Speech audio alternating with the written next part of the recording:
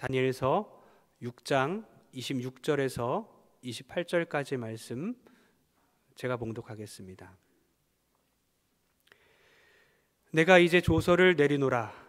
내 나라 관할 아래에 있는 사람들은 다 다니엘의 하나님 앞에서 떨며 두려워할지니 그는 살아계시는 하나님이시요 영원히 변하지 않으시리시며 그의 나라는 멸망하지 아니할 것이요 그의 권세는 무궁할 것이며 그는 구원도 하시며 건져내기도 하시며 하늘에서든지 땅에서든지 이적과 기사를 행하시는 이로써 다니엘을 구원하여 사자의 입에서 벗어나게 하셨음이라 하였더라.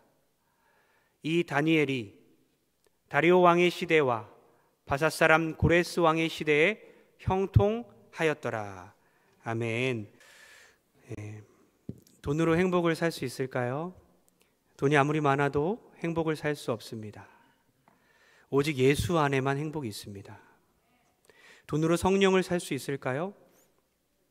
없습니다. 우리는 돈으로 살 수 없는 성령을 선물로 받았습니다. 돈으로 감사를 살 수 있을까요? 감은 살 수 있어요. 감은 한 트럭 살 수 있습니다. 감사는 조금도 살 수 없어요. 우리는 돈으로 살 수 없는 감사를 선물로 받은 존재들입니다. 우리 어떨 때 감사해야 되는지 함께 사진을 보면서, 우리 화면을 보면서 함께 고백하면서 함께 읽었으면 좋겠습니다. 시작. 그래서 감사, 그래도 감사, 그러나 감사, 그러므로 감사. 시작. 그럼에도 감사, 그리 하실지라도 감사, 그리 아니하실지라도 감사.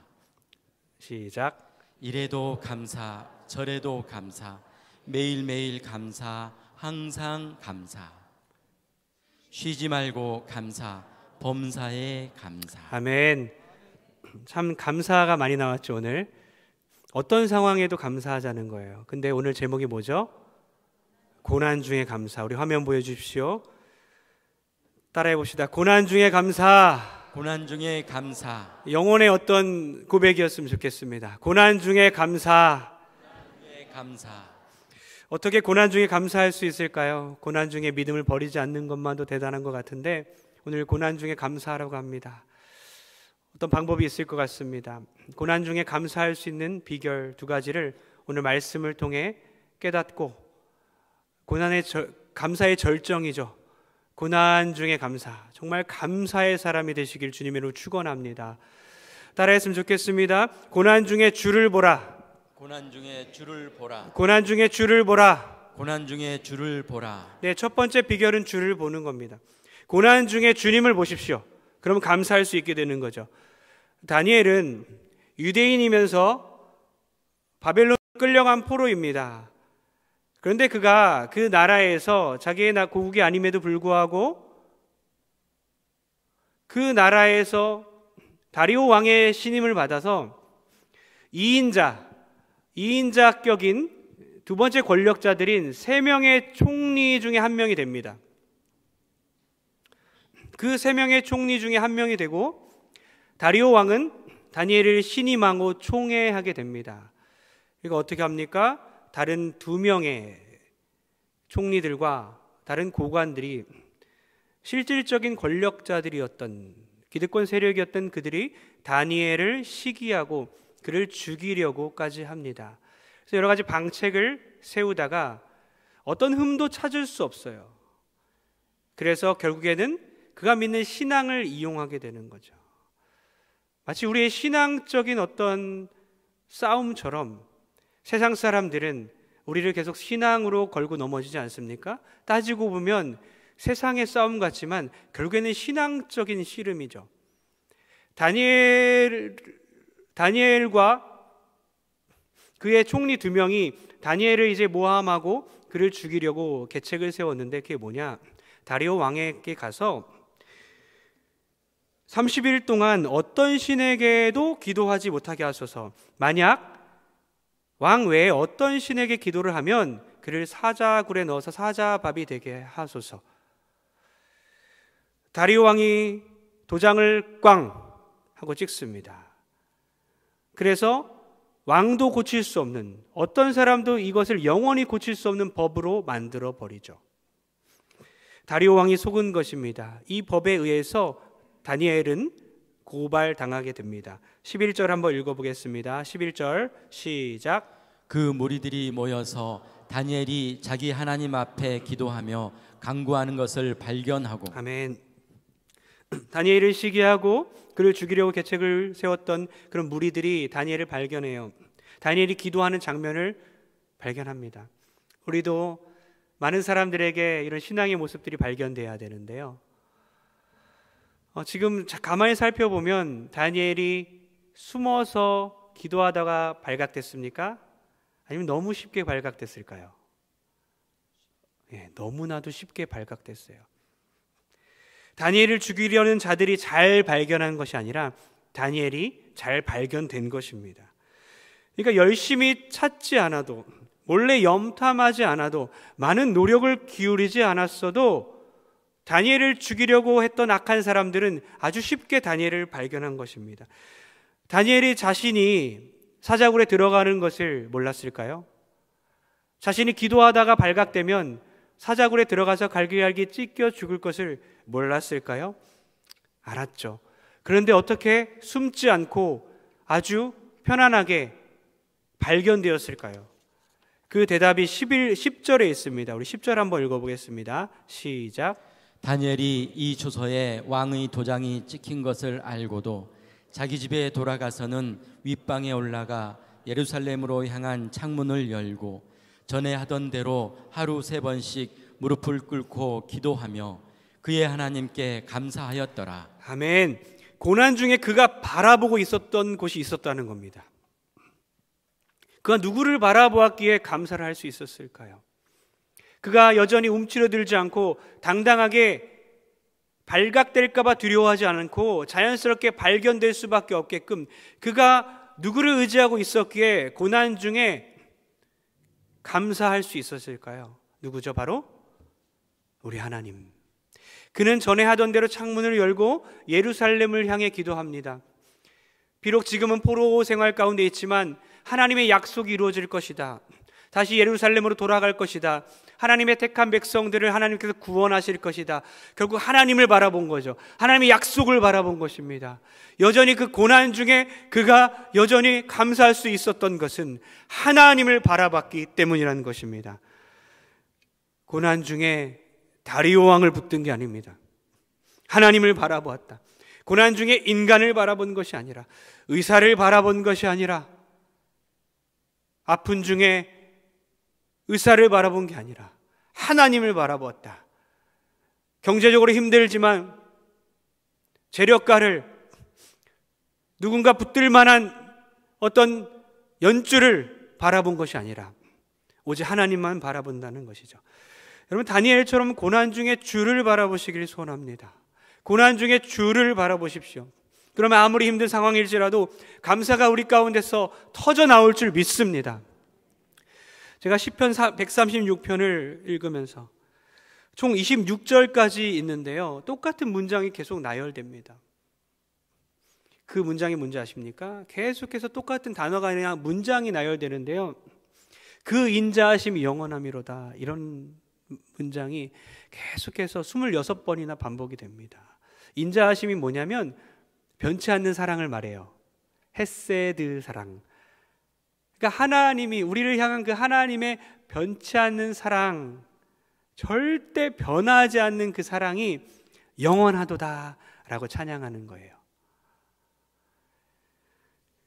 그러니까 이 26번이나 반복되기 때문에 이 136편만 계속 읽어도 감사가 막 터져 나오는 거죠. 그 중에 제가 23절이 참 마음에 와닿았어요. 우리를 비천한 가운데서 기억해 주신 이에게 감사하라. 그 인자하심이 영원함이로다. 저 참 일주일 동안 나 참 비천한 사람이구나 이렇게 느꼈습니다. 참 비천하다. 똑같습니다. 인간은 다 비슷하기 때문에 정말 한 끗 차이잖아요. 다 똑같아요. 성격도, 어떤 성정도, 연약함, 정말 부서질 듯한 그런 심정을 다 갖고 있지 않습니까? 그 가운데 하나님 말씀 붙드느냐, 감사하느냐 이 싸움이거든요. 저도 똑같이 어떤 비천한 존재임을 깨닫고 하나님 저를 기억해 주옵소서. 비천한 자를 기억하신 이에게 감사하라. 그의 인자하심이 영원함이로다. 그렇게 하나님께 감사할 때에 제 영혼이 되살아남을 느꼈습니다. 사랑하는 성도님들, 비천한 가운데 있습니까? 하나님 앞에서 연약한 가운데 있습니까? 주님을 바라보십시오. 주님이 기억하실 줄 믿습니다. 주님의 인자하심, 영원한 변치 않는 그 사랑이 우리를 향해 계속해서 은혜를 부어주실 줄 믿습니다. 하나님이 나를 사랑하나 불신하십니까? 하나님께서 나를 기억은 하시나 의심하십니까? 하나님이 우리를 기억하고 계셔요. 하나님이 변치 않는 사랑으로 우리를 사랑해 주고 계십니다. 그 하나님을 바라보십시오. 비천한 중에 기억해 주시는 그 하나님을 바라보고 감사하는 여러분 되길 축복합니다. 다니엘은 결국 사자굴로 가게 돼요. 결국엔 사자굴로 갑니다. 어떠한 사건, 역사와 하나님의 기적이 없었어요. 다니엘이 발각되었을 그때에 다리오 왕은 속이 타기 시작합니다. 근심과 걱정과 고민으로 다니엘을 구하려고 애를 쓰다가 결국에는 다니엘을 넘겨줄 수밖에 없어요. 도장을 찍었기 때문이죠. 그러면서 다니엘에게 서글프게 이렇게 말합니다. 너가 항상 섬기는 너의 하나님이 너를 구원하시리라. 왕은 궁으로 가서 밤새도록 음식을 못 먹습니다. 잠도 한숨도 못 자고 근심 속에서 걱정에 쌓여 있어요. 다음날 날이 밝았습니다. 사자굴로 막 뛰어가기 시작했습니다. 이미 사자들에게 다 사지가 찢겨 죽었을 것으로 생각하지만 너무나도 사랑하고 아꼈던 다니엘, 내가 총애하고 너무 사랑했던 그 다니엘이기에 아래 사자굴로 향해서 아래로 외치기 시작했어요. 살아계신 하나님 종 다니엘아, 내가 항상 섬기는 내 하나님이 사자들에게서 너를 능히 구원하셨느냐? 그때에 아래에서 목소리가 들립니다. 왕이시여 만수무강하소서. 나의 하나님이 천사를 보내어 사자들의 입을 막았나이다. 왕이 심히 기뻐하여 다니엘을 굴에서 끌어올리고 다니엘을 참수한 사람들을 사자굴에 대신 넣었을 때 그 사람들은 굴에 땅에 닿기도 전에 죽었다라고 성경은 기록하고 있습니다. 하나님을 알지는 못하던 그 다리오 왕이 오늘 본문에 우리가 읽었던 내용처럼 하나님을 찬양하기 시작합니다. 다니엘의 하나님 앞에서 떨며 두려워하라. 그는 살아계신 하나님이시다. 영원히 변치 않으시며 그의 나라는 멸망하지 아니할 것이요 그의 권세는 무궁할 것이며 그는 구원도 하시며 건져내기도 하시며 하늘에서든지 땅에서든지 이적과 기사를 행하시는 이로다. 다니엘을 구원하여 사자의 입에서 건지셨도다. 이렇게 하나님을 찬양하면서 다리오 왕은 하나님을 높이기 시작했어요. 사랑하는 성도님들, 너무나 익숙한 이 본문을 추수감사 주일 동안 제가 묵상하면서 정말 많이 깨달은 것은요, 사람들의 권세와 사람들의 능력이 우리에게 감사의 조건들을 만드는 것 같지만 결국엔 사람은 감사의 조건이 될 수 없다는 사실입니다. 다니엘을 총애하는 사람은 다름 아닌 다리오 왕, 한 나라의 왕이었어요. 가장 큰 최고의 권력자였습니다. 그러나 한 나라를 호령하는 그 사람도 자기가 사랑하는 그 사람 한 명을 살려낼 수 없는 거예요. 오히려 그는 하나님을 찬양하는 이방인임에도 불구하고 그의 입이 하나님을 찬양하고 있는 모습을 우리는 보면서 세상의 어떤 사람도, 세상의 어떤 존재도 감사의 조건으로 내가 걸어서는 안 되겠다라고 깨닫게 되는 것이죠. 어떤 사람도 우리가 기대해서는 안 된다는 것입니다. 결국에는 세상 사람들은, 세상의 어떤 존재, 물질들은 우리에게서 감사의 조건을 빼앗아 갈 것입니다. 어떤 사람도 우리를 정말로 보호해 줄 수는 없습니다. 어떤 친구도, 어떤 믿음의 형제도, 자매도, 부모도, 자식도, 목사님도, 어떤 재력가도, 한 나라의 대통령도, 어느 누구도 우리 영혼을 진정으로 보호해 줄 수는 없습니다. 어떻게든 우리의 끈을 세상에 대지 마시고 이제는 하늘에 대는 여러분들에게 축복합니다. 사자굴에서 다니엘을 건지신 분은 누구죠? 오직 한 분, 하나님이십니다. 사자의 입을 틀어막으시고 다니엘을 구원하신 분은 오직 하나님이십니다. 그분께 내가 기댈 때에 영원히 우리에게서 감사의 조건을 아무도 빼앗을 수가 없는 것이죠. 사랑하는 성도님들, 하나님은 살아계십니다. 하나님은 우리를 사랑하시고 지금도 우리의 인생 가운데 역사하고 계십니다. 그 하나님만 바라보십시오. 그럴 때 우리의 입에서 이제는 감사가 터져나올 줄 믿습니다. 사건의 결말을 한번 보겠습니다. 6장 28절입니다. 6장 28절 시작. 이 다니엘이 다리오 왕의 시대와 바사 사람 고레스 왕의 시대에 형통하였더라. 아멘. 놀라운 서술 방식이에요. 이 다니엘이, 아까 그 사자굴의 그 사건을 지낸 다니엘이 그 다음 다리오 왕 시대와 고레스 왕 시대에 세상이 보기에는 권력자고 그들을 통해 역사가 일어나고 있는 것 같지만 다니엘이 그 사람들의 시대 가운데 형통하였더라. 사건의 결말을 그렇게 서술하고 있습니다. 이걸 이해하기 위해서는 사건의 시작점에서 성경 기자는 어떻게 기록하고 있는지를 봐야 되죠. 1절 한번 보겠습니다. 1절입니다. 시작. 다리오가 자기의 뜻대로 고관 120명을 세워 전국을 통치하게 하고. 아멘. 다리오가, 그 왕이 자기 뜻대로 고관 120명을 통해서 그런 정치를 하고 있을 때에, 그리고 다니엘의 사건, 사자굴 사건이 등장하고 이제는 서술 방식이 역사의 어떤 주관자가 바뀌어서 기록이 되어 있는 것이죠. 주어가 바뀌었고 서술 방식이 바뀌었습니다. 하나님의 사람이 딱 기록되어 있는 것이죠. 다니엘서의 주제가 뭐겠습니까? 하나님의 주권입니다. 하나님의 주권. 하나님께서 자기의 뜻대로 왕들을 세우시고 내리기도 하신다라는 거죠. 이 세상의 모든 왕국은 사라질 것이며 결코 사라지지 않는 그 영원한 나라인 하나님의 나라를 믿고 그 나라가 이 땅에 있는 세상 나라를 대체할 것이다. 그래서 그 가운데 백성으로 살아가는 이 성도들에게는 끝까지 시련과 아픔이 있겠지만 신실한 자들은 결국에는 높임을 받아 영광과 존귀와 영원한 생명을 얻게 될 것이다. 마침내 복 주시는 주님을 바라보고 감사하라. 이것이 다니엘의 주제인 것이죠. 어쩌면 다니엘이 마지막 비빌 언덕, 마지막으로 기댈 곳이 있었죠. 다리오 왕이었습니다. 물론 그는 하나님을 신뢰하는 자였지만 어떻게 보면은 마지막 최고의 권력자는 그를 총애하고 있었어요. 그러나 본문을 보면 최고의 권력자인 다리오 왕이 무력화되면서 결국에는 다니엘은 하나님만 붙들 수밖에 없는 상황이 된 것입니다.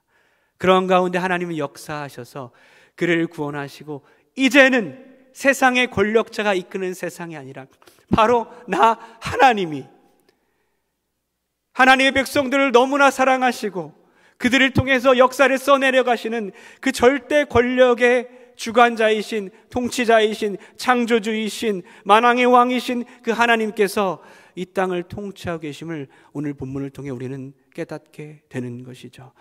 여러분, 마침내 복 주시는 주님만 바라보십시오. 오직 주만 바라볼 때에, 그 하나님만 바라볼 때에 아무리 어렵고 아무리 힘든 상황이 우리에게 닥쳐올지라도 고난 중에 인내하고 감사하게 될 줄 믿습니다. 그 우리 모든 성도들 되길 주님으로 축원합니다. 아멘.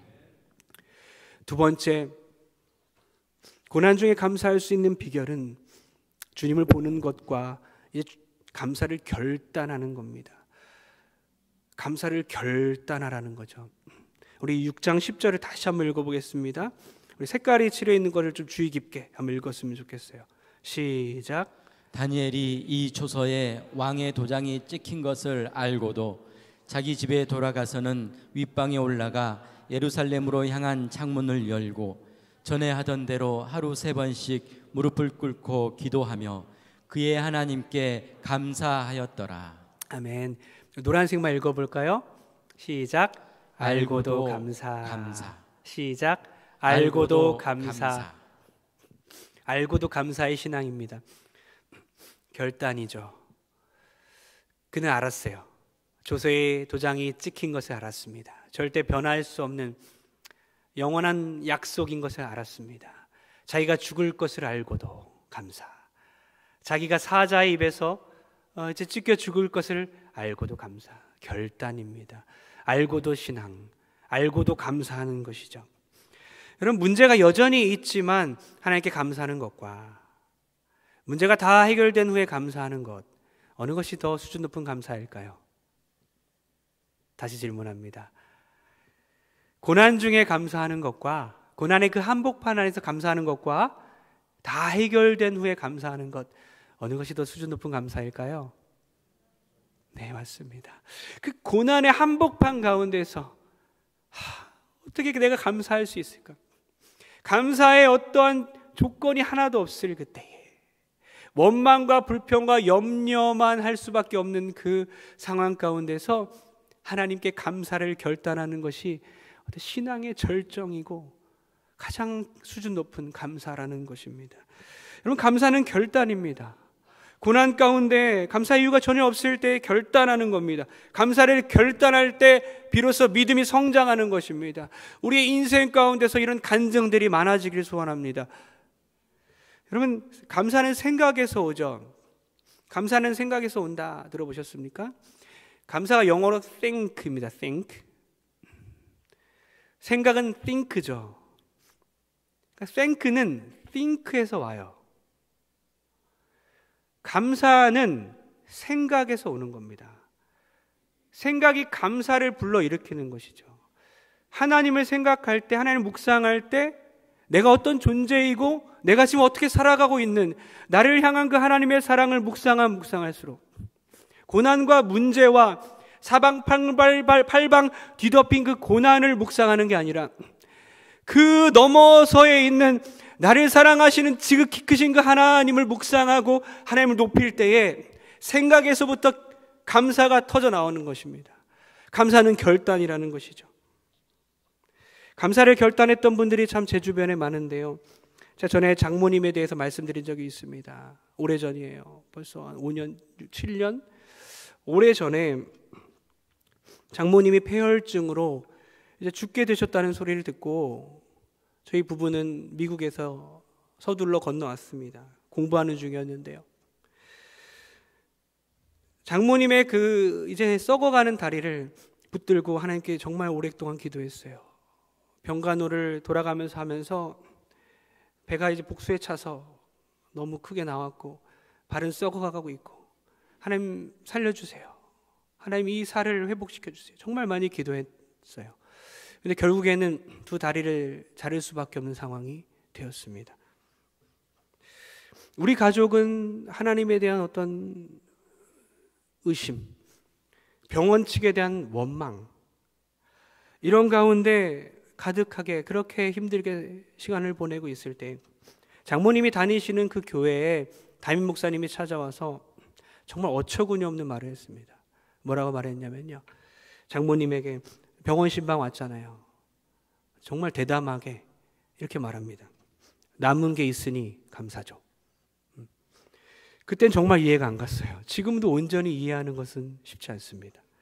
하나님께서 너무나 많이 가져가셨다고만 생각했어요. 어떻게 이럴 수가 있지? 어떻게 저렇게 가져갈 수가 있지?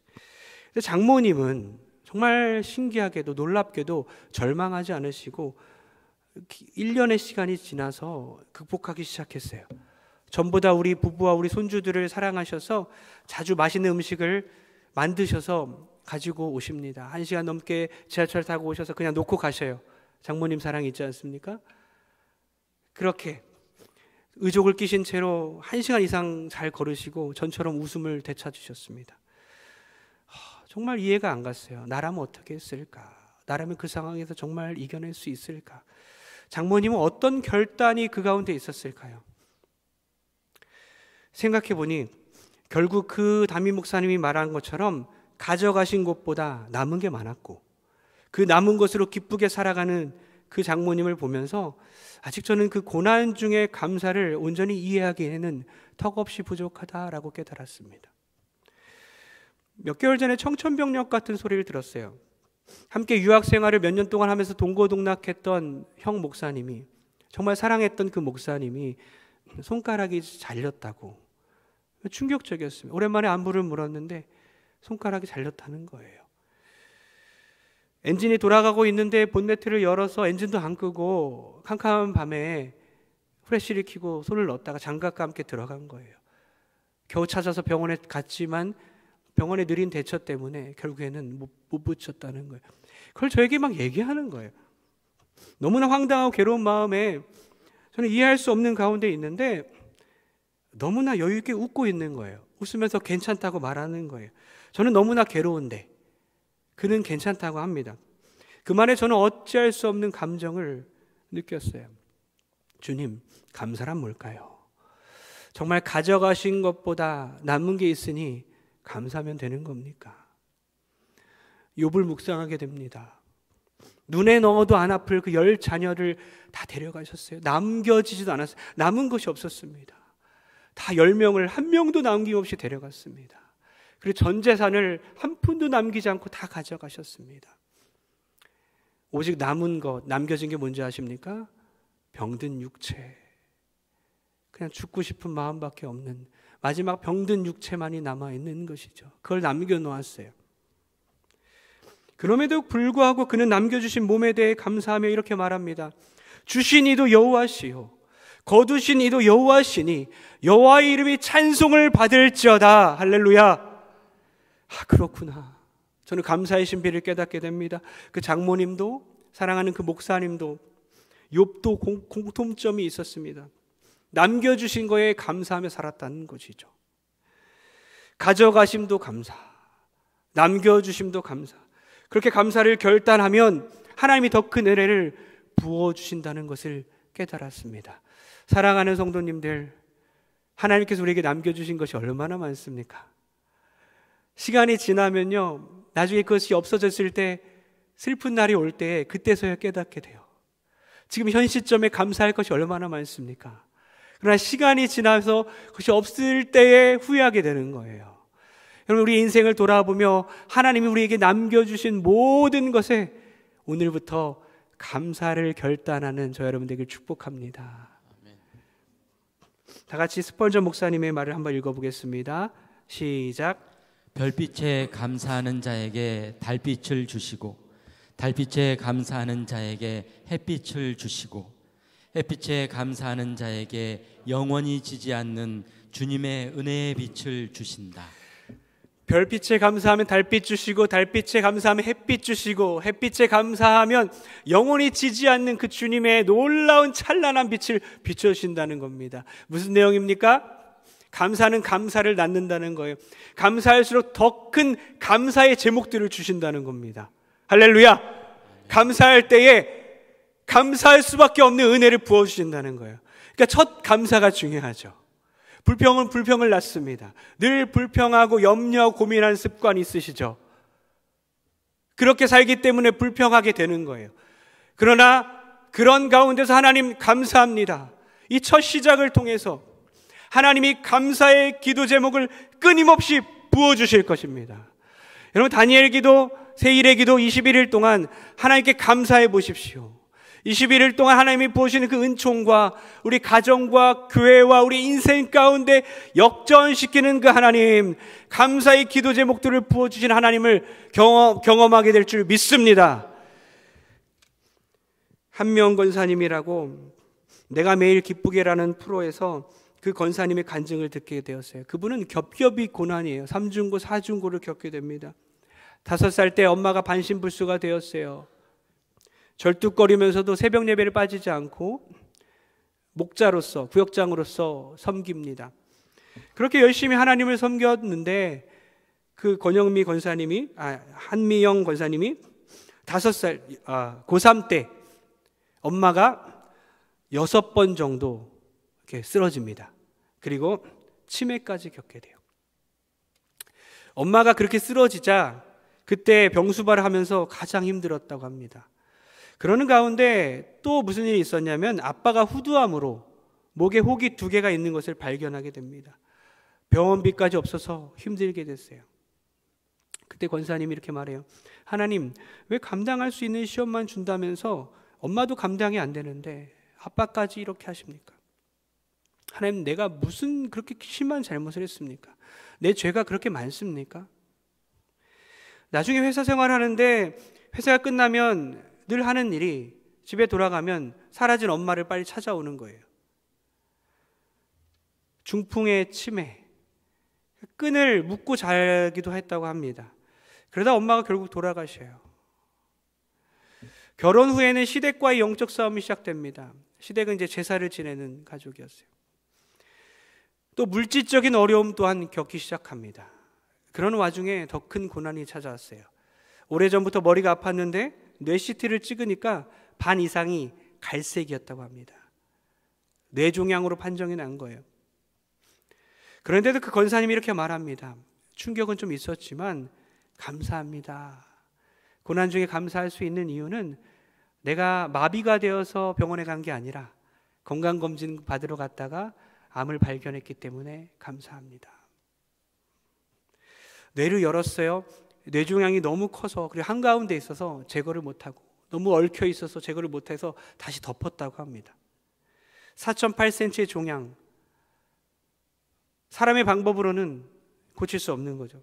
항암 치료와 방사선도 안 된다는 거예요. 이것이 지금 진행 중이에요. 한명 권사님이 이렇게 말해요. 고난을 통해 깨달은 마음이 저에게 있습니다. 전에는 몰랐지만 이제는 모든 성경 한 구절 한 구절이 나에게 주시는 말씀으로 깨달았습니다. 늘 나는 다른 계획들, 방책들을 세워놓고 하나님을 믿었는데 하나님은 하나님 자신만을 보기 원하셨고, 하나님 이제 말씀으로 자기를 깨닫게 하셨습니다. 이거를 깨닫게 하시려고, 하나님만 바라보게 하시려고 그동안 나를 훈련시키셨구나. 제가 중풍과 치매인 엄마도 담당하게 되고, 아빠의 후두암과 시댁과의 영적 싸움, 물질적 고난, 그리고 지금 자기가 겪고 있는 그 뇌종양까지, 그것을 통해서 힘든 사람들을 진짜 공감할 수 있게 되어서 감사하다고 말했어요. 교회에서 보통 어때요? 기도해, 기도 안 해서 그래, 이렇게 말을 하지만 한미영 권사님은 그렇게 말을 하지 않고 이제는 함께 내가 고난을 겪었기 때문에 이것을 나누는 것만으로도 위로가 되어 공감이 이런 거구나 하면서 그녀는 깨달았다고 합니다. 그는 모든 성도들에게 이렇게 말합니다. 들어보십시오. 저는 뇌종양 환자입니다. 뇌종양이 있다고 하면 많은 사람들이 좌절을 하고 이제 끝났구나라고 대답할 수 있습니다. 저도 수술을 하기 위해 뇌를 열었지만 제거하지 못하고 다시 덮었습니다. 그러나 하나님은 능치 못할 일이 없으십니다.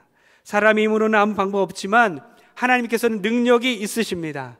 하나님만 바라보시면 능치 못할 일이 없습니다. 일어나세요. 지금 병 때문에 어려운 상황 가운데 힘들어 하십니까? 하나님만 바라보기 원합니다. 하나님만 바라보신다면 하나님께서 반드시 역전시킬 줄 믿습니다. 우리가 아직 살아있기에 우리는 우리의 할 일을 해야 합니다. 라고 그녀는 그렇게 고백을 합니다. 사랑하는 성도님들, 우리 가운데 크고 작은 일들이, 많은 고난들이 지금도 쌓여 있습니다. 계속 겹겹이 일어나고 있습니다. 어떤 사람도 위로할 수가 없어요. 주님만을 바라보길 소원합니다. 내가 무언가를 비빌 언덕이 있을 때에 그것을 의지하지 마시고 주님만을 바라봐야지. 주님만이 참 소망이 되시는구나. 그럴 때 하나님께서 결말에는 복 주실 줄 믿습니다. 또한 감사는 결단이죠. 결단하여 오늘부터 감사를 시작할 때에 계속해서 감사의 기도 제목을 주시는 놀라운 그 하나님의 역사하심을 경험하게 될 줄 믿습니다. 할렐루야! 감사 넘치는 그런 온 성도 되길 주님의 이름으로 축원합니다. 축원합니다.